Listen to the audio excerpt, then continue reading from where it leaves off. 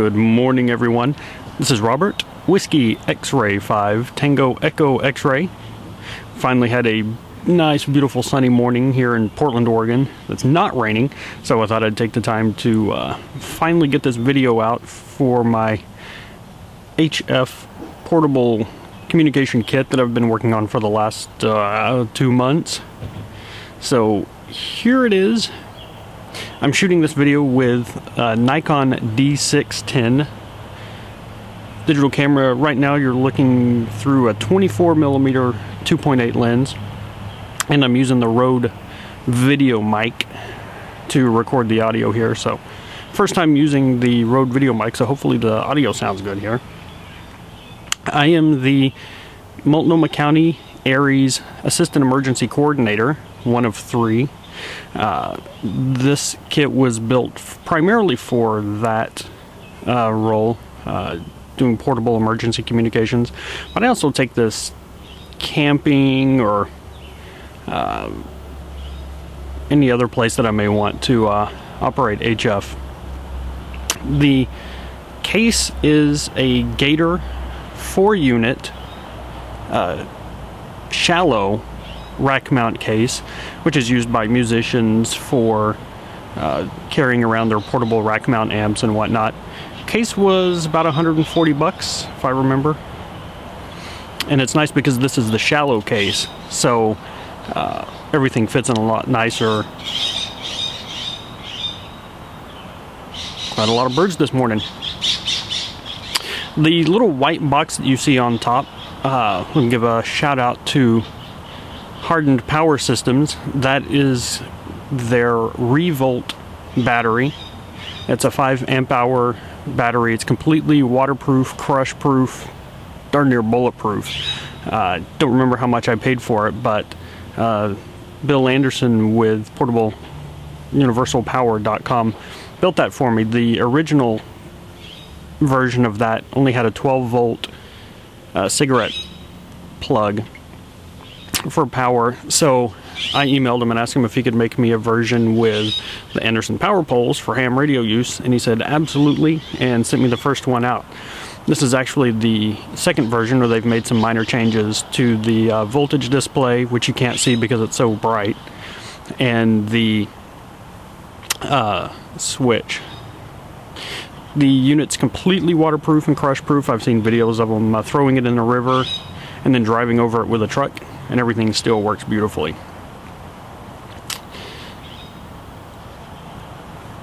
So for power for this case, I do currently have it powered up with the battery. You'll notice on the bottom left is a PowerWorks 30 amp hour power supply. This amp can be powered via both, and I'll show you the back in just a little bit. But there is a West Mountain power gate inside the unit, so that allows me to seamlessly switch between either using the power supply and AC power or DC power from an external battery. Let me turn the radio on here.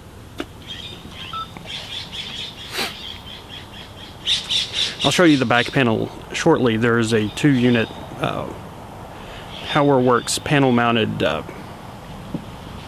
power port. Has 2 outlets on it. The upper outlet is for 12 volts coming in, and the lower outlet is for 12 volts DC going out. So I can also charge one of my handheld radios or run lights or something else that runs off of 12 volts. The nice thing about the West Mountain Power Gate is that while I'm running off of AC power using the power supply, it'll also charge my external batteries if they're hooked up at the time. To the right of the power supply, I have the LDG FT meter, which is specifically made for the Yaesu FT-857 and the 897. The 897 is what I currently have mounted in here, and that's the permanent radio that I bought for this kit. Originally, while I was building the kit, I had the 857 mounted in here. It fits well, but with the buttons on the top and the side of the head unit, the buttons were a little awkward to manipulate.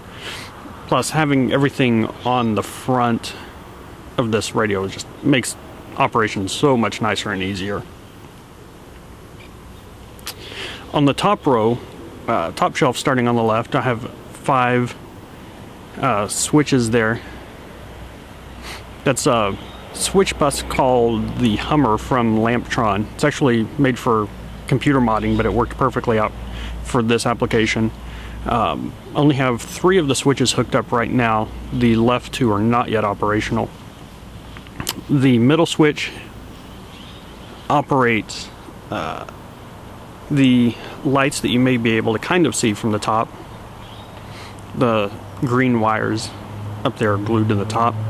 The 4th switch operates, gives power to the antenna tuner. I didn't want, extra drain going to the tuner, so I put a bypass switch in there just to kill power, just to conserve every little ounce of juice that I can. And then the 5th switch on the right there operates the cooling fans. In the back there's 3 80mm cooling fans. They're a little loud and I don't need them all the time, so again, to conserve power, I put a switch in there so I can turn those off and on as needed. And in a few minutes I will show you the back panel here. Right above that, it's kind of hard to see in this shot because of the sun glare, but I have a ID tag that I had made. A little shout out to Chris from Gravity Guitar Picks. He makes awesome guitar picks that I've been using for a couple of years. So I emailed him one day and asked him if he could make me a couple of ID tags for this, and he came through and it looks amazing. I am going to be building a different mount for that has a UV light in the back, so it kind of lights up, because the mount that I have for it now just definitely doesn't do it justice. So thank you, Chris from Gravity Guitar Picks, for that. We'll be ordering more for sure. Just to the right of that is the Yaesu FT-10 dual band radio. The microphone for that is a little awkward and bulky, and so I don't really use that one for transmitting. I only use that so that I can monitor a second or additional frequencies during an operation, get the weather report from NOAA or whatnot.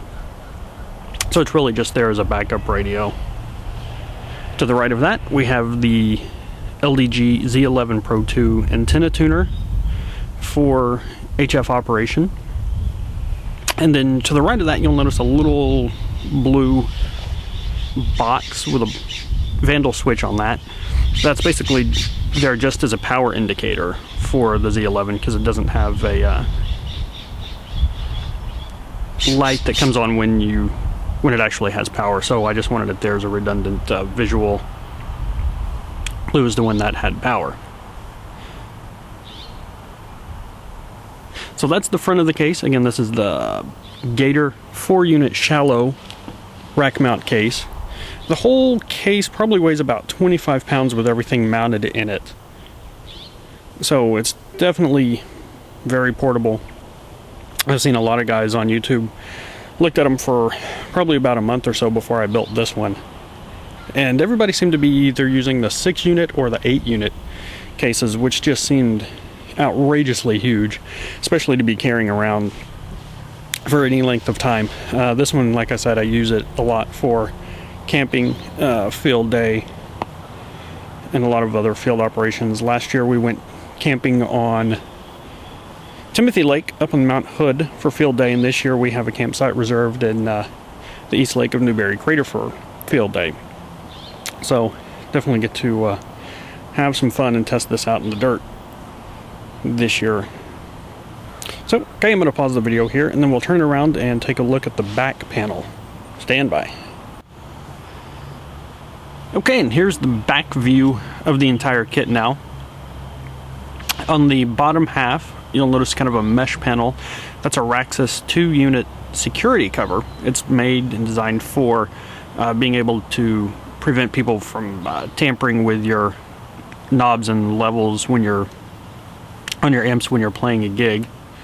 Above that, we have a Raxus 2-unit blank filler panel, basically. It's just a 2-unit, 19-inch wide piece of black steel. We have 3 antenna ports using the SO239 bulkheads. Those are connected, the first 2 are connected to the 857. The one on the left is HF, so there's a jumper cable that goes from the 897 up to the antenna tuner, and then from the antenna tuner to that antenna port. The middle antenna connection is VHF and UHF from the 897 directly, and then the third one on the right there is VHF UHF from the FTM10. Just to the right, you'll see that 2-port power pole panel mount that I was talking about earlier. That upper one is for 12 volts in, and the lower jack is for 12 volts coming out, so I can charge handhelds or lights or anything else. The orange curly Q thing sticking out there is just one of the Night Eyes reinforced twist cables, so I can wrap the AC power cord up and secure it there. And then this green thing that's sticking out here is my RF ground. Everything inside the case is connected to a ground bus on the inside just to the right, and I should have still pictures of that I can add later, so you can see what that actually looks like. It was from Home Depot, about $3 or $4. The power supply, the 897, and the antenna tuner are all connected to that grounding bus, and then I have this cable coming out with the Anderson power pole connector on the other end. I have another cable made with a ground spike, so I can just curl up that ground and shove it in my bag. The other thing you'll probably notice that's a little odd is all of my cables are bright neon green. I spent 2 days custom sleeving all of the cables on the inside of this case. It gives it a little touch of personality, plus it makes them a little bit more durable. Granted, it's inside this big hard case, they're not going to be moving around that much inside, so they don't need to really be more durable, but it looks cool and adds a little personal touch there.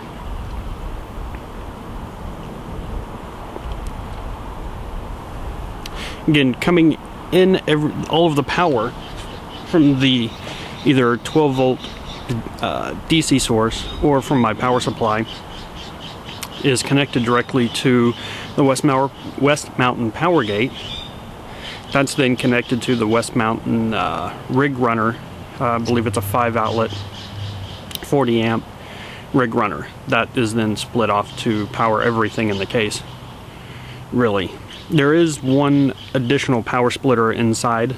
It's like an 8-unit, a small block, power distribution block from PowerWorks with the Anderson power poles.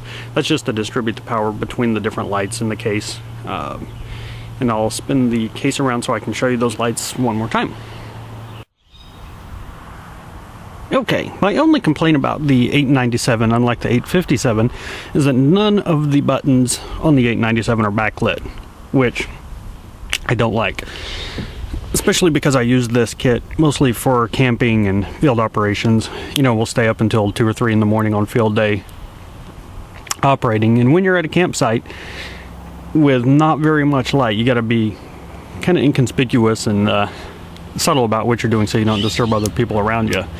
So, to get past that, I installed 2 little LED lights up in the top here. These are surface mount LEDs that I got from superbrightleds.com. Almost couldn't remember the name there. They were about $2 a piece, I believe. I have them in white, red, blue, UV, coming in a couple of different colors. Right now for this application I chose the neutral blue, or the neutral white, for the most natural lighting. They serve 2 purposes. One's to eliminate the buttons on the 897 and the antenna tuner when I'm working at night out in the field, and also, you know, you're constantly writing contacts and whatnot when you're operating on HF. So that helps shine a little light on the work surface so that you can record all of your contacts and whatnot. I'll turn them on here. They shouldn't be too bright. It's hard to see in the daylight, so I kind of changed angles here so you can see them on. Each one puts out about 15 lumens, so it's just a perfect amount of light to operate at night.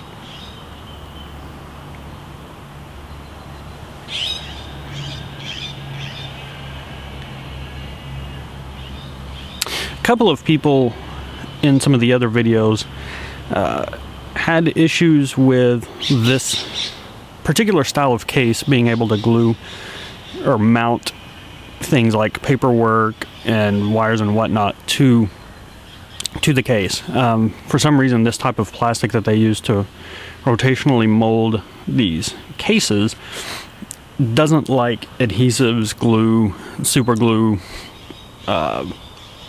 caulk, you name it. What I found that works the best for that is the silicone adhesive.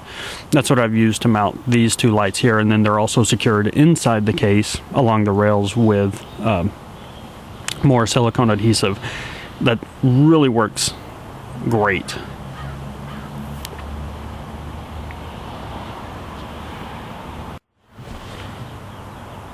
Okay, before I wrap this video up, I've got a couple more shout outs that I want to give. Again, to Bill Anderson over at Hardened Power Systems for the Revolt battery. I can't say how much I love this battery system. It's super durable, it's waterproof, I don't have to worry about it not working. I can drive over it with my truck or whatever, and I know it's going to work for me. It's gives me good, I can operate about 2 or 3 hours on this full system while transmitting and everything with this battery, and then it charges just in a couple of hours. Also, thanks to fellow YouTuber USNERDOC, hope I'm saying that correctly, another ham out here in somewhere in the Portland metro area, who turned me on to the folks at Hardened Power Systems. He has a couple of great videos detailing the juice box and a couple of other items that they sell. Also, impeccable customer service from Hardened Power Systems and Bill. I had a slight problem with the switch on my original unit. Emailed Bill about it, and he said, not a problem, here's your replacement, and got that within no time. So amazing customer service from those guys. I definitely don't regret investing the money in them, and we'll definitely be doing that again. Also, to Chris at Gravity Guitar Picks, the acrylic genius. He's been making acrylic guitar picks for several years that I've been using. Best picks I've ever used. It's one guy in his garage that makes the best picks ever made. Emailed him, and he came up with a couple of acrylic ID tags for me. This is the larger of the 2 or 3 that I ordered. Has the Aries logo, my name and call sign and everything on it. Beautiful job. Turned out much better than I thought it would when I initially emailed him about it. Also, impeccable customer service. So I'll definitely be ordering more from him soon. And it sounds like the neighbors are starting to mow, so I'm gonna wrap this up. Have a good afternoon. Don't feel free to send me any of your questions in the comments, or private message me any of your questions. I'm also going to be building a even smaller portable HF kit for a friend of mine soon, so I'll put a video up of that.